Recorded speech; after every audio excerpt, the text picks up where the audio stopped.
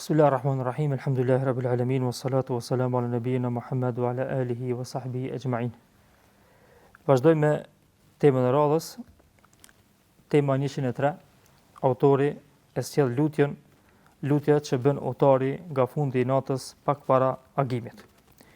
Kjo lutje është speciale që është transmetuar prej shokëve të pejgamberit sallallahu alaihi wasallam se ata një herë janë dalë me pejgamberin sallallahu alaihi wasallam natën në një vend dhe pejgamberi sallallahu alaihi wasallam e ka bërë këtë dua. Sam'a sami'un bihamdillahi wa husni belaihi alejna rabbana sahibna wa afdal alejna a'idhan billahi minan nar.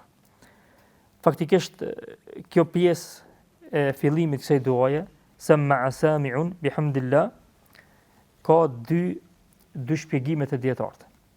Shpjegimi i parë është se pejgamberi sallallahu alaihi wasallam para se me bëu duan, para se me thonë duan, ka thonë, kush dëgjon lavdin që po i bëjmë Allahut për begatit dhe mirënjohjen që po i shprehim atij për mirësit, le ta përcjell te dikush tjetër.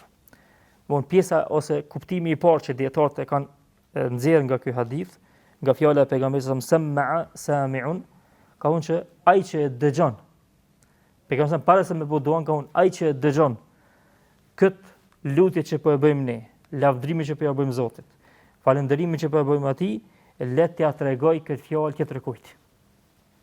Faktikisht përmes saj po na nxit pejgamberi sallallahu alajhi wasallam që na me përdor këtë shprehje, me thon këtë dua që do ta thot pejgamberi sallallahu alajhi wasallam, edhe po ashtu me i ka nxit shokët e tij që m'ia tregu këtë fjalë edhe të tjerëve. M'ia tregu këtë fjalë edhe të tjerëve, me mësua edhe të tjerë.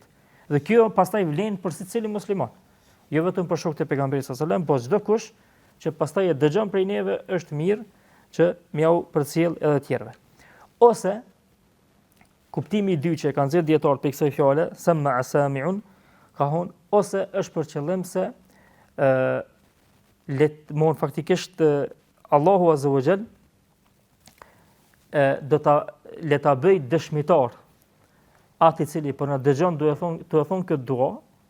Kuptimi i dytë, le ta bëj dëshmitar atë person dhe le të dëshmoj për neve që ne e kemi falendëruar Allahun për të mirat, mirësitë dhe gjërat e mira që na ka dhëruar. Domthonë pjesa e parë pejgamberi sallallahu alajhi wasallam para se me thonë këtë dua thot ai që e dëgjon le t'ja tregon tjerëve. Kështu është kuptimi i hadithit. Pjesa e dytë është ata që e dëgjojnë le të jenë dëshmitar te Allahu, se na jemi duke e bërë këtë dua. Ne jemi duke bërë këtë falënderim ndaj Allahut azza wa jall. Ne jemi duke bërë këtë lutje ndaj Allahut azza wa jall. Dhe kjo vllazni, kjo është interesant për arsye se dietarët thonë qysh nuk ka çef njeri me pas dëshmitar për punë të këqija, as këtë botë, as ditën e Kiametit, po ashtu është e kundërta. Njeriu është mirë me pas dëshmitar për punë të mira edhe në këtë dynjë edhe kur dalim para Allahut. Nëse kjo çështje nuk ja prish atij njëtën.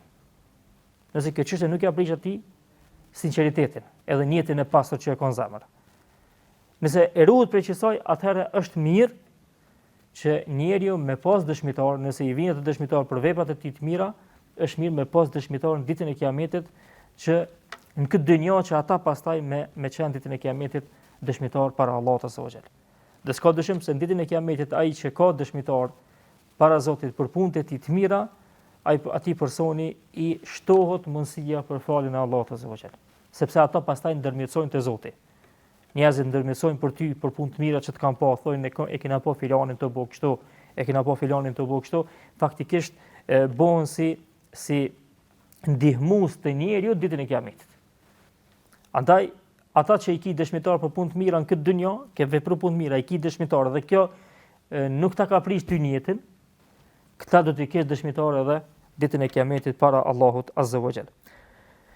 Pastaj thot pjesa tjetër e hadithit, o Zot, domthon faktikisht pjesa e duas, o Zot, na ruaj dhe na jep mirësi, i lutemi Allahut të na mbrojë nga zjarri. Pra kjo është pjesa e duas që e ka përdorur pejgamberi sallallahu alaihi wasallam. O Zot, na ruaj nga çdo gjë dhe na jep mirësi për të mirave tua dhe po ashtu i lutet Allahut azza wa jall që ta mbrojë nga zjarri.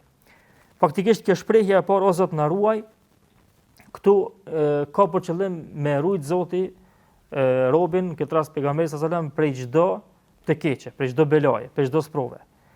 Më pasi që ka kërkuar pejgamberi sallallahu alajhi wasallam këtë dua mirësi, pastaj ka kërkuar prej Zotit që me rujt prej zjarmit të xhenemit. E që është rujtje speciale. Kjo rujtje e parë është rujtje e përgjithshme. O Zot, runa, do më na ruaj prej çfarëdo gjëje që mund me na godit. Kurse pastaj pejgamberi sa ka kërkuar prej Zotit me rujt prej zjarmit të xhenemit, për arsye se kjo është kërkesa më e madhe. Kjo është kërkesa më e madhe, për këtë arsye Allahu azza wa jalla thotë: "Faman zuhziha 'anil nari wa udkhila al-jannata faqad faz." Kush largohet, ka mundësi të largohet prej zjarmit të xhenemit dhe hyn në xhenet, që ky person ka fituar. Që kjo është ajo ajo motoja e shpëtimit dhe fitimit. Kush ka mundësi të ruhet prej zjarmit të xhenemit edhe të futet në xhenet. Walhamdulillahi rabbil alamin.